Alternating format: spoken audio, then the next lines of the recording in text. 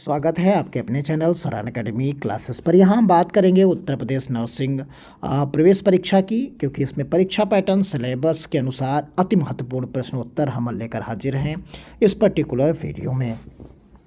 देखिए, क्वेश्चन हम आपको एमसीक्यू देंगे इसमें, और आप सभी लोग जानते हैं कि इसमें इस बार 120 क्वेश्चंस आएंगे। क्वेश्चंस कितने आएंगे? 120 क्वेश्चंस आएंगे। और इन क्वेश्चंस के जो 120 क्वेश्चंस हैं, 120 जो क्वेश्चंस होंगे ये 5 सेक्शंस में बटे हुए होंगे। 5 सेक्शंस में बटे होंगे, सभी में 24-24 क्वेश्चंस हर सेक्शन से आपको मिलेंगे। ये टोटल जो है 120 क्वेश्चंस एमसीक्यू मिलेंगे, जिसमें आप फिजिक्स से, केमिस्ट्री से, बायो से, नर्सिंग एप्टीट्यूड से और इंग्लिश से, इस तरीके से सेक्शन से आपके क्वेश्चंस होंगे। तो पहला क्वेश्चन हम लेकर हाजिर हैं, किसी ग्रह की कक्षा का समय उसकी त्रिज्या के किस घातांक के समानुपाती होता है? केपलर का तृतीय नियम, यानी according to Kepler's third law the orbital period of planet is proportional to which power of its radius. तो ऑप्शन आपके सामने है, आर की पावर आर स्क्वायर, आर की पावर 3 यानी आर क्यूब, और यहाँ 3/2 और 1/2। तो यानी इस तरीके से कौन सा यहाँ पर ऑप्शन आपका सही होगा? तो यहाँ पर आपका जो ऑप्शन सही है वो ऑप्शन सी सही है। इसी तरीके के क्वेश्चंस आप यहाँ पर देख सकते हैं। केपलस का जो है टी स्क्वायर टी की पावर 3 डायरेक्टली प्रोपोर्शनल होता है। तो इस तरीके से जो यहाँ पर क्वेश्चंस बनता है वो आपका ऑप्शन सी सही होगा। अगला क्वेश्चन, यदि कोई वस्तु सरल आवर्त यानी SHM कर रही हो तो किस अवस्था में उसका त्वरण अधिकतम होगा? यानी simple harmonic motion eight which position is the acceleration maximum. तो ये उन्हीं टॉपिक्स पर बेस्ड क्वेश्चंस हैं जो आपके सिलेबस में है प्रवेश परीक्षा की। तो यहाँ पर संतुलित स्थिति यानी इक्विलिब्रियम पोजीशन में, अधिकतम विस्थापन की स्थिति में, डिस्प्लेसमेंट पोजीशन मध्य बिंदु यानी मिड पॉइंट पर कहीं भी समान रहता है, यानी सेम एवरीवेयर। तो ऑप्शन इसका रहेगा बी, जब ये मैक्सिमम डिस्प्लेसमेंट कवर करेगा तभी ये जो है आपका उत्तर जो है यहाँ पर ये सही होगा। यानी जो SHM होगा वहाँ पर एक्सेलरेशन मैक्सिमम तभी होगा जब वो अधिकतम विस्थापन यानी मैक्सिमम डिस्प्लेसमेंट पोजीशन को तय करेगा। क्वेश्चन नंबर 3, किसी विद्युत परिपथ में यदि प्रतिरोध को आधा कर दिया जाए तो और वोल्टेज समान रहे तो धारा पर क्या प्रभाव पड़ेगा? यानी if the resistance is in an electric circuit is held while the voltage remains the same, what will happen to the current? तो यहाँ दोगुनी हो जाएगी यानी डबल हो जाएगी।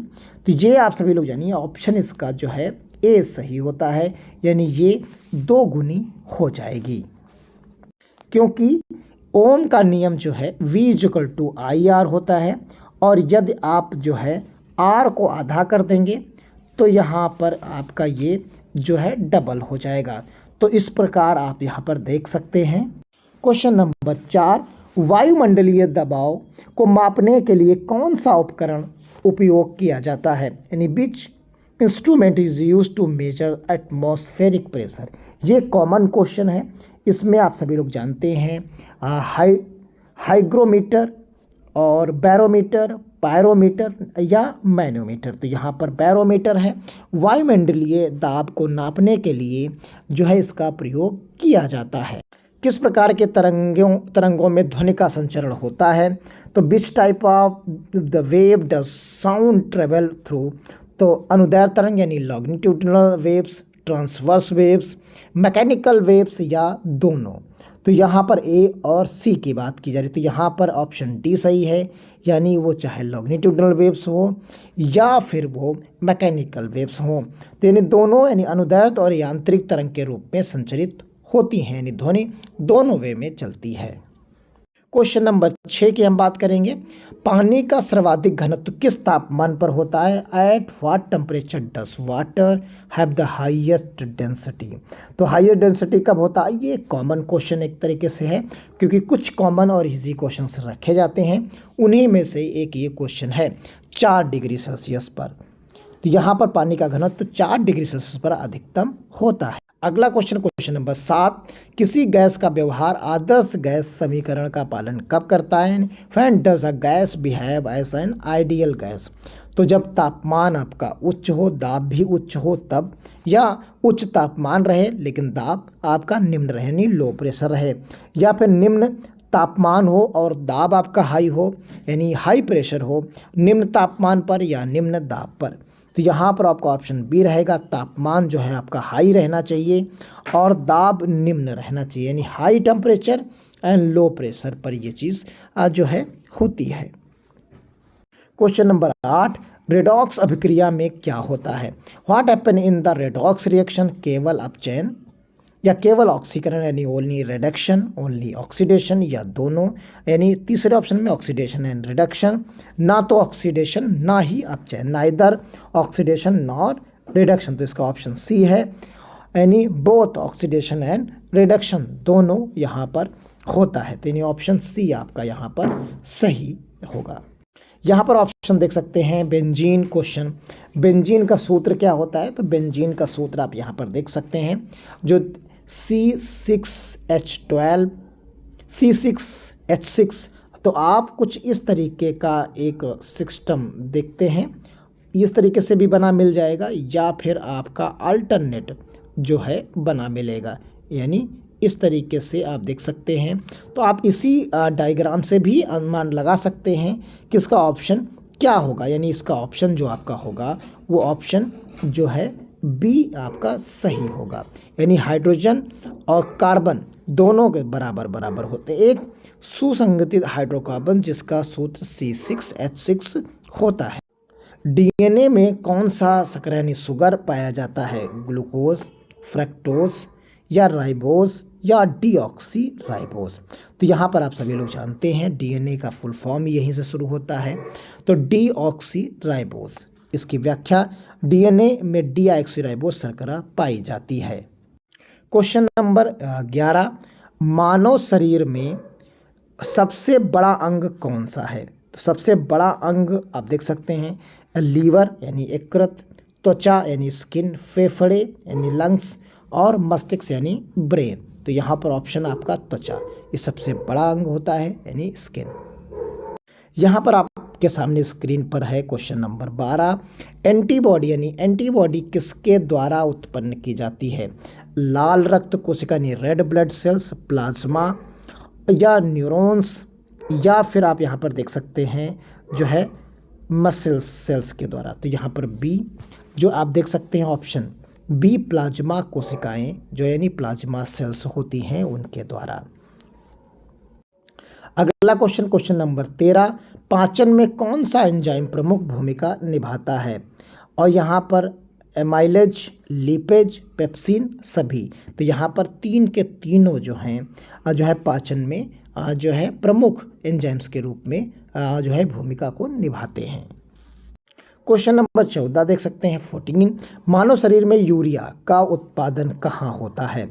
गुर्दे में, यकृत यानी किडनी, लीवर, पेनक्रास एंड ब्लैडर। तो यहाँ मूत्राशय में या अग्नाशय में या यकृत में या गुर्दे में। तो यहाँ पर ऑप्शन आपका सही है बी, यकृत यानी लीवर में। क्वेश्चन नंबर 15, कौन सा हार्मोन रक्त में ग्लूकोज की मात्रा को कम करता है? तो यहाँ हार्मोन्स की बात की जा रही है, hormones decrease the glucose level in the blood. तो ग्लूकॉन है, ग्लूकागॉन है यहाँ पर, या इंसुलिन है, या एंड्रेलिन है, या थायरॉक्सिन है। तो यहाँ पर ऑप्शन बी यानी इंसुलिन। आप सभी लोग जानते हैं यहाँ पर इंसुलिन इसका ऑप्शन सही होगा। यदि कोई रोगी असहमित हो तो वो किस प्रकार की समस्या से पीड़ित होगा? यानी पेशाब रोकने में असमर्थ होगा, या दास्त की कमी होगी, उच्च रक्तचाप होगा, या श्वसन समस्या होगी। तो ये पेशाब को रोकने में उसकी असमर्थता होगी। तो यानी इनएबिलिटी टू कंट्रोल यूरिनेशन। तो यहाँ पर इसका मतलब होता है मूत्र या मल त्याग पर नियंत्रण खो देता है वो। क्वेश्चन नंबर 17, आईसीयू में रोगी की निगरानी के लिए कौन सा उपकरण सबसे अधिक महत्वपूर्ण है? तो यहाँ पर आप देख सकते हैं which device is most important for monitoring a patient in isotony stethoscope, ventilator, ECG monitoring या ऑक्सीमीटर। तो यहाँ पर वेंटिलेटर सबसे ज़्यादा इम्पॉर्टेंट होता है। गंभीर रूप से बीमार रोगियों को सांस लेने में मदद के लिए वेंटिलेटर की आवश्यकता पड़ती है। अब यहाँ रक्तचाप यानी ब्लड प्रेशर मापने के लिए कौन सा उपकरण उपयोग किया जाता है? तो यहाँ पर ऑप्शन है बैरोमीटर, थर्मामीटर और यहाँ पर मैनोमीटर या ऑक्टोस्कोप। तो यहाँ पर आप देख सकते हैं ऑप्शन सी इसका जो है सही होता है। क्वेश्चन नंबर 19, हड्डियों को जोड़ने वाली संरचना को क्या कहते हैं? What is the structure that connects bones together card? Tendon, ligament या कार्टिलेज या स्नायु? तो यहाँ लिगामेंट जो होते हैं वो जोड़ते हैं, तो यानी हड्डियों को आपस में जोड़ते हैं, जबकि टेंडन हड्डियों और मांसपेशियों को जोड़ते हैं। तो हड्डियों से मांसपेशियों जुड़ाओ तो टेंडन और वैसे लिगामेंट। यहाँ पर देख सकते हैं सीपीआर के दौरान सही अनुपात क्या होता है? जो अनुपात 15:2 और 30:2, 20:5 और 25:1। 30:2 यानी जो है आपका सीपीआर में 30 छाती संपीड़न यानी चेस्ट कंप्रेशंस और 2 सांसें ब्रीथ दी जाती हैं। यहाँ पर आपका जो है फिल इन द ब्लैंक्स जो है फिलअप करना है। तो he is dash to accept his mistake. तो यहाँ पर ऑप्शन जो आपको मिलेगा वो ए ऑप्शन सही रहा। इसका अर्थ होता है अनिच्छुक, और जो इस वाक्य के लिए उपयुक्त है। क्वेश्चन नंबर 22, सही शब्द चुने। C dash her work before the deadline. तो यहाँ पर कंप्लीट, कंप्लीट्स, कंप्लीटेड या कंप्लीटिंग। तो यहाँ पर ऑप्शन जो आपका सी है वो परफेक्ट ऑप्शन रहेगा। यहाँ पर विलोम द सही विलोम शब्द का यानी एंटोनिम्स का चयन करें। तो यहाँ पर आप देख सकते हैं इसका जो करेक्ट आंसर रहेगा, तो ये ऑप्शन इसका सी जो ऑप्शन है वो करेक्ट रहेगा। सही ऑप्शन विकल्प चुने। He is known dash is honesty. तो यहाँ पर इन लगेगा, फॉर लगेगा, विथ लगेगा या बाय लगेगा। तो यहाँ पर फॉर जो है ऑप्शन यानी ऑप्शन बी इसका करेक्ट रहेगा। इस तरह क्वेश्चन से यहाँ पर आप देख सकते हैं क्वेश्चन नंबर 25, और इसका जो ऑप्शन आपको यहाँ पर मिलेगा